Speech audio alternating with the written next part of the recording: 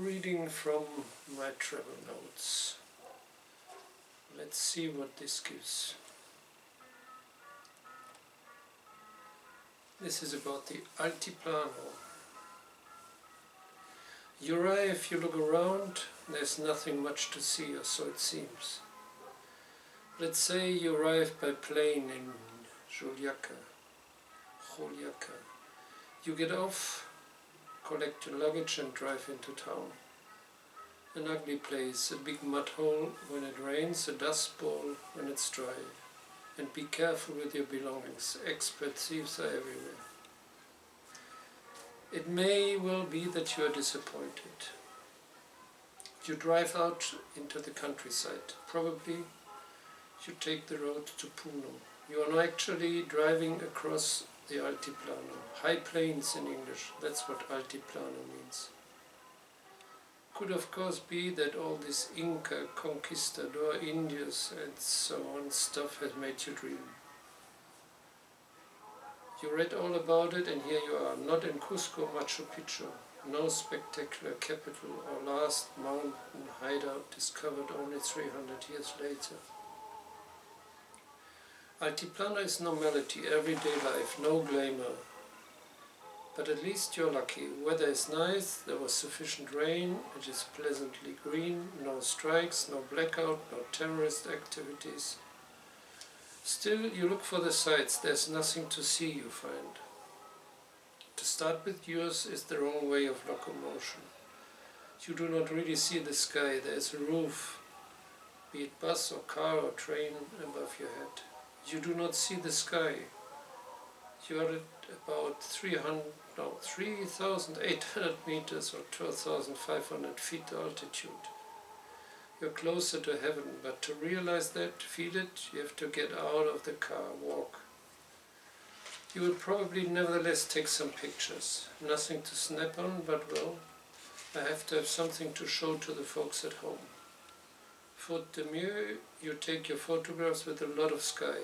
The mountains are far, the house is uninteresting. Later you look at them and you say, wow, the sky is really an invitation to step right up, to grow, to have a light, to have a look into higher dimensions. Well, here's a picture with a lot of sky.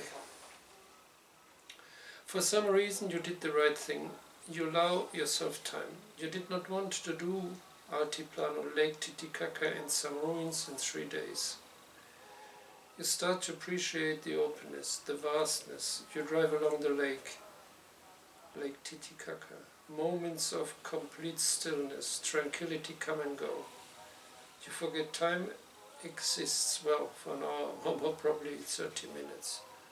Well, it's a picture of the lake in the back and an island in the lake, quite barren island. You stop at Juli, or Juli, all these churches, some in ruins, others still quite intact. Suddenly, you see them 300 years ago. You realize the peasants around you are still the same. They are civilized down to a depth of 2 centimeters. Their thick clothing included. The core is pure 17th or 18th century.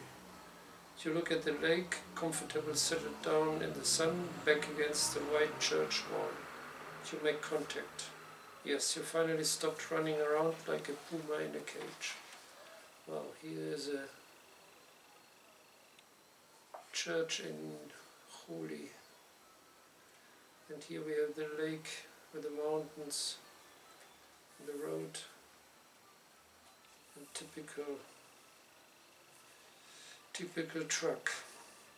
You're almost in tune. You have been to Silostan, a burial ground overlooking a lake with an island right in the middle. No houses or villages around.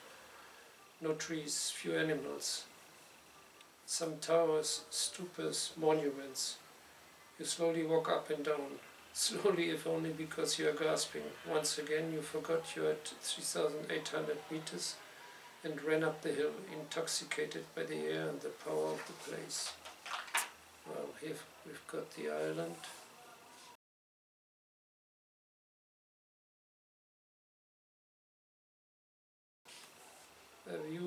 the ruins.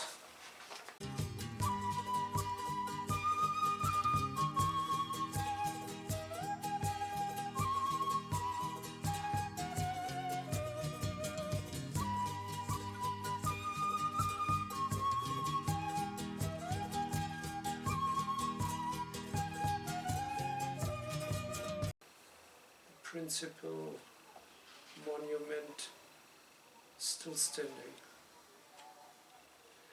Silastani was a strong experience. You begin to understand the language of the rocks. No guides here. To get into this reality, you have to be able to listen to the rocks, huge boulders cut and worked by the Incas.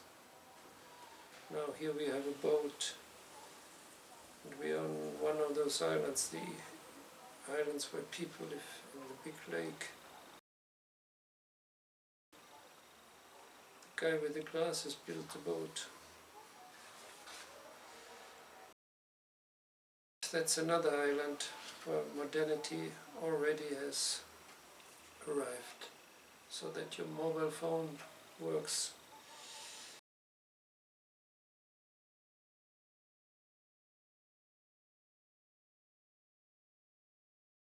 Well now, are you ready for the island of the sun and the moon? It is said to be the birthplace of the original god couple of the Incas, Father Sun and Mother Earth, rose from the lake and founded the Inca people. You take the little boat from Copacabana, yes, you heard right, Copacabana is also a small lake port on the Bolivian shores of Lake Titicaca.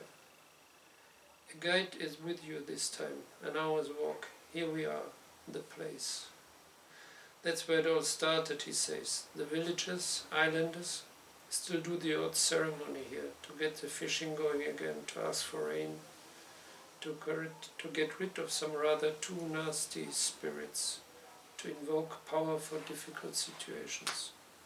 Well, here you have two pictures. That's where the upper one, where supposedly the gods emerged from the lake.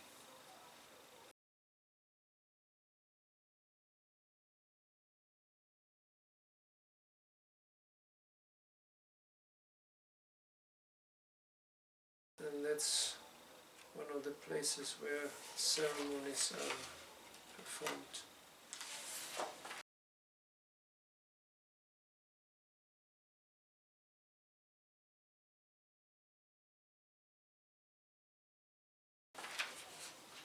And that's sort of a cave also at the same on the same side.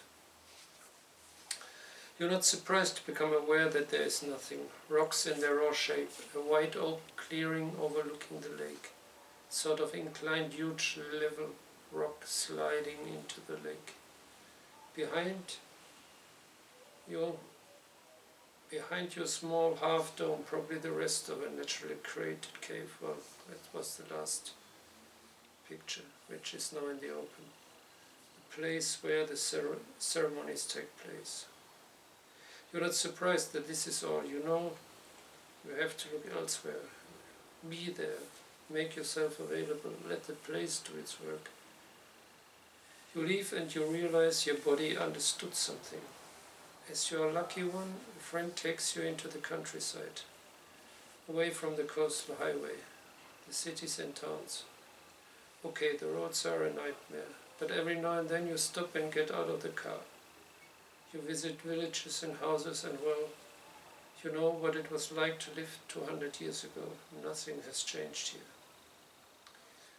You may get to a small ex-colonial market town called Lampa, huge church, real streets with houses. A time warp. Is it a Spanish nobleman or civil servant turning the corner? Stop. Do not have another delicious Arequipeña beer. You start to have hallucinations, although it is easy to forget time in Lampa. And always the sky, the openness. You even manage to go into the open countryside, away from all the lights in the city. Clear sky. Surely the first time in your life you see the stars. Of course you are freezing. You are thinking of your equally chilly room. Drink and dance is the only antidote. Fortunately, you got invited to a feast. You eat well. It is basic stuff, but well prepared and coming from intact ingredients. Truly local food, which you balance on your knees. Yes, there's an overcharged plate and knife and fork, but no table. Makes you eat slow and digest better. You shared another couple of beers. Mountain music in the air. A band is happily guitaring, fluting and drumming away. They sing as well. You just start to look and get into the rhythm as a young lady appears in front of you. You cannot possibly say no. You dance. Of course you do not know how to. Still you turn, jump, and she is anyhow not letting loose. You give up, give in and just move. It works. You made it. You finally arrived. Well, here we have got a condor in all its might. And another picture of this condor. And another picture of the countryside, real countryside.